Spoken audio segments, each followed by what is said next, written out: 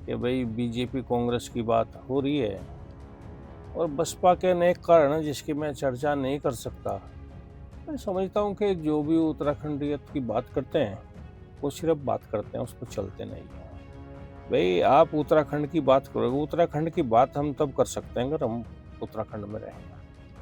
सरकार मन से उत्तराखंडी नहीं है, तो गैरसैंण मन में नहीं है, सिर्फ नारा है कि हम गैरसैंण के नाम पर जीत पा जाए।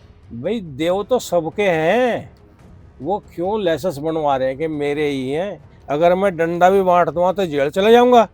और कांग्रेस ने ही अब तक मुस्लिम का नुकसान किया है। शतरंज, सियासत के रंग, सियासत के संग।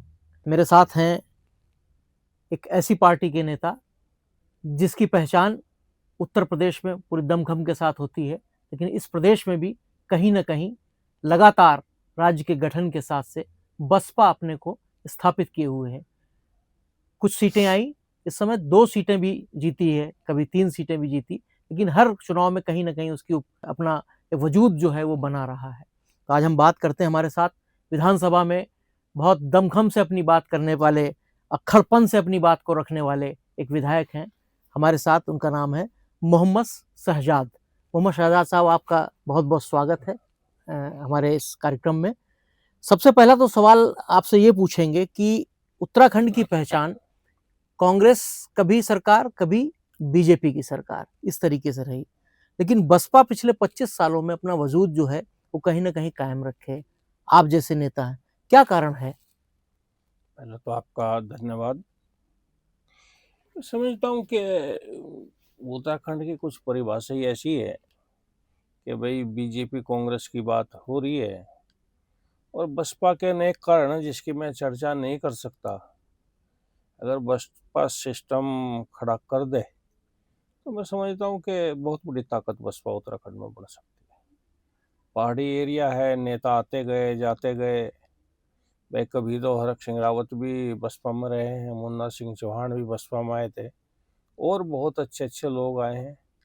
हम 2007 में 8 विधायक बसपा के थे, 2 में हम 7 जीतते थे, 12 में 3 आए हैं जी 17 में 0 थे और 27 में हम फिर 2 विधायक जीत गए। जी 2-3 सीटें हमारी दूसरे नंबर पर भी रही हैं।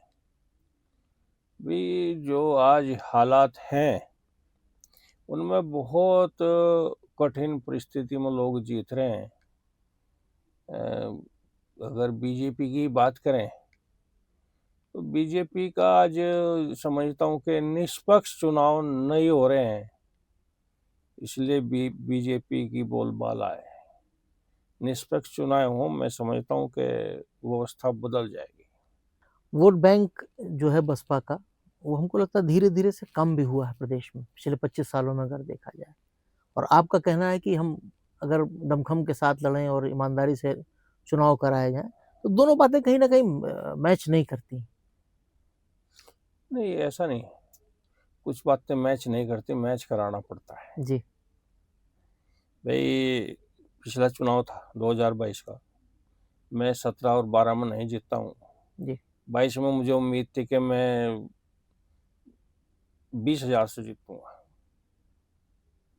हालात जो प्रतिबंधिता बहुत खराब थी, जी उसने उस दिन वोटिंग हुई, पोल वाले दिन ही वीडियो जारी करके घोषणा कर दी, मैं तो मुझे फलानी श्रेय फला फला फला इन्होंने हरवा दिया।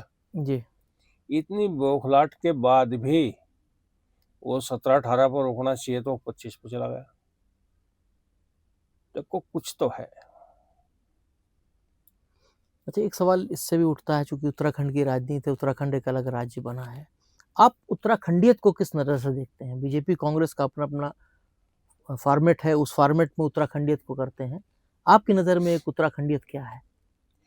मैं समझता हूँ कि जो भी उत्तराखंडियत की बात करते हैं वो सिर्फ बात करते हैं, उस पर चलते नहीं है। पहाड़ पर कौन रहना चाहता है? पहाड़ की बात करते हैं, नाले की, गधेरों की, खाले की, चाल की, खाल की बात करते हैं, वहाँ रहते क्यों नहीं है? आपका एक वीडियो भी जो है बहुत वायरल हो रहा था विधानसभा में, आपने जो है भाजपा विधायकों से भी कहा। मैं तो सभी से कहा है जी भाई आप उत्तराखंड की बात करोगे, उत्तराखंड की बात हम तब कर सकते हैं अगर हम उत्तराखंड में रहें। जी।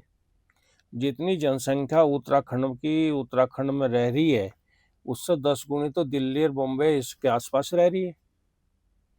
उत्तराखंड में लोग रहना नहीं चाहते हैं। उत्तराखंड के लोग बात करेंगे, लंबे चौड़े भाषण देंगे, और भाई मैं तो समझता नहीं एक आध विधायक होगा जो जिसका मूल आवास पहाड़ पे होगा और वहीं उसके परिवार रहते होंगे। तो किसी का परिवार तो रहता नहीं। चाहे उन्हें बहाना ही है कि मेरे बच्चे अच्छी शिक्षा देहरादून में लेंगे, अच्छी हल्द्वानी में लेंगे, ऋषिकेश में लेंगे या रामनगर में लेंगे, लेकिन उन बच्चों के बारे में कौन सोचेगा जो उत्तराखंड के हैं मूल। तो आपको लगता है कि जैसे गैरसैंण की बात राजधानी जब राज्य नहीं बना था तब से मांग थी, आपके हिसाब से उस जायज है मांग? मैं समझता हूँ कि बहुत बड़ा झूठ है। इससे बड़ा झूठ कुछ हो नहीं सकता। हम सत्र में गए हैं, वहां से जाते सरकार वहां रखती है, सत्र चलता है, चलाना नहीं चाहते। एक विधायक के पीछे 4-4 लोग लग जाते हैं, कहाँ है, चलो जल्दी चलो, समेटो जल्दी समेटो। अगर सरकार 15 दिन का शेड्यूल दे तो हम 15 दिन रहेंगे, 1 महीना का दे तो 1 महीना रहेंगे। सरकार मन से उत्तराखंडी नहीं है, गैरसैंण मन में नहीं है, सिर्फ नारा है कि हम गैरसैंण के नाम पर जीत का जाएं, गैरसैंण में हम रहेंगे नहीं। हजारों करोड़ रुपए लगा दिए, जी। व्यवस्था आज भी पूरी नहीं है। कई करोड़ रुपए लगते होंगे 4 दिन के सत्र में, पूरी सुरक्षा व्यवस्था ये वो, कहाँ की बात कर रहे हैं। तो इसी से भी जुड़ा एक सवाल और भी उठता है कि जब 25 साल हो गए राज्य को, इस साल उसने 25 साल पूरे किए, तो उसके विकास को, राजनीति को आप किस तरीके से देखते हैं? क्या जो सपना था, जो संकल्प था, वो 25 सालों में पूरा होता दिख रहा है? तो हम वहां से आते हैं हरिद्वार से, उधम सिंह नगर, जिन लोगों ने उत्तराखंड में जाने का विरोध किया था, हम लोगों ने उत्तराखंड में जाना नहीं चाहता, लेकिन माननीय अटल बिहारी वाजपेयी की सरकार थी, उन्होंने लोगों को आश्वासन दिया है कि यहाँ आपके लिए व्यवस्था होगी, विशेष व्यवस्था होगी, आपको दिक्कत नहीं होगी। जी। उस जो आश्वासन माननीय अटल बिहारी वाजपेयी जी का था, उससे आज सरकार के लोग नोचने का काम करते हैं। आप देख रहे हैं कि समुदाय विशेष जिससे मैं भी आता हूँ, रोज ड्रामेबाजी होती है, दुकान पर लेकर, दूध वाले पर लेकर, नाई को लेकर, फल वाले को लेकर। क्यों भाई, हम यहाँ के निवासी नहीं है? भाई देव तो सबके हैं, वो क्यों लाइसेंस बनवा रहे हैं कि मेरे ही हैं? हो सकता है मैं उनसे ज्यादा मानता हूँ। भाई वो तलवार बांट रहे हैं, वो दूसरे हथियार बांट रहे हैं, अगर मैं डंडा भी बांट दूंगा तो जेल चला जाऊंगा। वो जेल क्यों नहीं जा रहे भाई? बाबा मेरा पोता है, मुझे बाबा कहता है, तो इन्हें किन्ना कहा कि बाबा भाई हमारा रजिस्टर्ड हो गया कि बाबा कोई नाम ही नहीं रख सकता। क्या समझ में नहीं बात थी, कहाँ ले जाना इस प्रदेश को चाहते हैं? जी। क्या इन लोगों की देवभूमि है? ऐसे ही देवभूमि बनेगी? हर चीज पर विवाद खड़ा करते हैं, हर चीज पर विवाद खड़ा करते हैं। तो मैं तो इन चीजों से सहमत नहीं हूँ।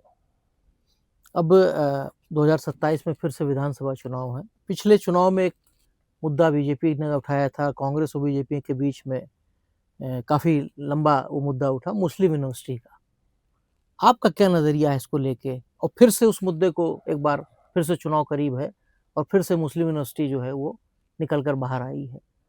फिर से एक बार ये मुस्लिम यूनिवर्सिटी के गए, लेकिन कांग्रेस इस बार हाथ खड़े करके कह रही है कि साहब अगर ये साबित हो जाता है कि वो मुस्लिम यूनिवर्सिटी बनाने जा रहे थे तो वो अपनी राजनीति से संन्यास ले लेंगे या वो राजनीति छोड़ देंगे। तो मैं समझता हूँ ये तो डर है कांग्रेस का। कांग्रेस को डरना नहीं चाहिए, कांग्रेस को डरना नहीं चाहिए। जो आप सवाल पूछ रहे हैं, कोई इस साइड का, विकास नगर साइड का कोई मुस्लिम व्यक्ति था, उसने शायद अपने मांग पत्र में या अपने बाइट में बात कही थी, जी। उसके कहने से क्या हो रहा भाई? कांग्रेस का कोई अधिकृत बयान नहीं, कांग्रेस के घोषणा पत्र में नहीं है, और कांग्रेस ने ही अब तक मुस्लिम का नुकसान किया है। 2 यूनिवर्सिटी हैं, दिल्ली में जामिया, अलीगढ़ में मुस्लिम यूनिवर्सिटी। ज़्यादा बच्चे हिंदू समाज के पढ़ते हैं, आप सर्वे करा लो। नाम रखने से कुछ नहीं होगा, नाम रखने से कुछ नहीं होगा, विवाद पैदा होगा। क्या मान रहे हैं जो बंगाल में चल रहा है बाबरी मस्जिद का, बाबर अगर प्यारा है तो इनका है, जो विरोध कर रहे हैं। बाबर का नाम अगर कोई लेता है तो ये लेते हैं, औरंगजेब का नाम लेता है तो ये लेते हैं। मुसलमान कोई बाबर का नाम नहीं लेता, कोई औरंगजेब का नाम नहीं लेता, और ना ही मुगलों का यहाँ के मुस्लिम से कोई संबंध है, ना ही रोटी बेटी का कोई संबंध मुसलमान के साथ मुगलों का रहा है। सर्वे कर लें, उन्हें 300 साल पहले जिनकी डेथ होगी उन्हें निकाल कर लाते हैं। उत्तर प्रदेश के डिप्टी सीएम ने निकाल रखा है बाबर को, समझ में बात नहीं आ रही। बाबर या औरंगजेब उन्हें वोट दिलाता है तो वो उसका नाम लेते हैं। जो 400 साल पहले चला गया उनका क्या है भाई? अंग्रेज ताकतवर है आज, उनका नाम क्यों लेते भाई? या इस देश की आजादी में कोई इनका है क्या योगदान? अपना बताएं। मुस्लिम ने तो यहाँ बड़ी बड़ी कुर्बानियां दी हैं, बहुत मौलवी लोग शहीद हुए हैं। यहाँ से लाहौर तक हर पेड़ पर मौलवी की लाश टंगी हुई थी। अंग्रेजों ने इतने लोगों को शहीद किया था फांसी के फंदे पर लटका के। जब वहाँ उनमें नहीं थे जहाँ फांसी करते, पेड़ों पर लटका कर फांसी दी है। किसी जनसंघी को भी आई क्या फांसी? ठीक है, आज इनका था, मैं समझता हूँ उतराव की तरफ है। बहुत हो लिया जी, बहुत हो लिया, अति होगी। तो आपको लगता है कि 2027 में बसपा की तैयारी के लिए की बात होनी चाहिए, और कितना क्या किस तरीके से बसपा इस चुनाव में जो है पार्टिसिपेट करेगी अपने को? कोशिश करेंगे बसपा ज़्यादा से ज़्यादा जीत का है। कितनी सीटें लड़ाने की कुछ योजना है? वो अगर सभी सीटों पे प्रदेश की लड़ाना है, या हमको हरिद्वार या मैदानी इलाकों तक ही बसपा को रखना है? तो हमारे माननीय राष्ट्रीय अध्यक्ष साहब, प्रदेश अध्यक्ष जी, इसको प्रदेश प्रभारी लोगों का सवाल है। जी, मैं तो अगर पार्टी ने मुझे टिकट दिया तो कोशिश करूंगा कि मैं जीत पाऊं। अच्छा, दोनों ही पार्टी कभी न कभी कहते हैं कि नहीं, बसपा जहां भी लड़ती है वो वोट काटने के लिए लड़ती है। ऐसा कितनी सच्चाई है? कौन कहता है? कांग्रेस कहती है, है जी? कांग्रेस कहती है। नहीं, कांग्रेस को आप सवाल मेरी तरफ से पूछना, क्या हमें अपनी पार्टी चलाने का अधिकार नहीं है? जी, हम कांग्रेस के लिए अपनी पार्टी खत्म कर दें? जो उत्तर प्रदेश में 4 बार मुख्यमंत्री रहे हैं, तो हम अपनी पार्टी खत्म कर दें? हम अपना वकार भेज दें? अगर एक मुस्लिम यूनिवर्सिटी के लिए पूरी पार्टी बैकफुट पे है तो क्या उसके सहारे हम समाज को बहने दें? नहीं, सवाल नहीं हो सकता। जी, लड़ेंगे, राजनीतिक लड़ाई लड़ेंगे। हम आज डंडे की लड़ाई की बात नहीं कर सकते, ना हमारे में इतनी हिम्मत है, तो राजनीतिक लड़ाई तो लड़ ही सकते हैं, लड़ेंगे। ठीक है। ये थे हमारे साथ शहजाद जी, इन्होंने बहुत बेबाकी से, और जैसा का इनका अपना व्यक्तित्व है और जिस तरीके की बात रखते हैं दमदारी के साथ, उसी दमदारी के साथ तमाम सवालों के जवाब दिए। बहुत बहुत शुक्रिया आपका, बहुत बहुत धन्यवाद। अगर आप ये वीडियो YouTube पर देख रहे हैं तो हमारे चैनल को सब्सक्राइब कर बेल आइकन दबाएं, और Facebook पर देख रहे हैं तो हमारे पेज को लाइक करें।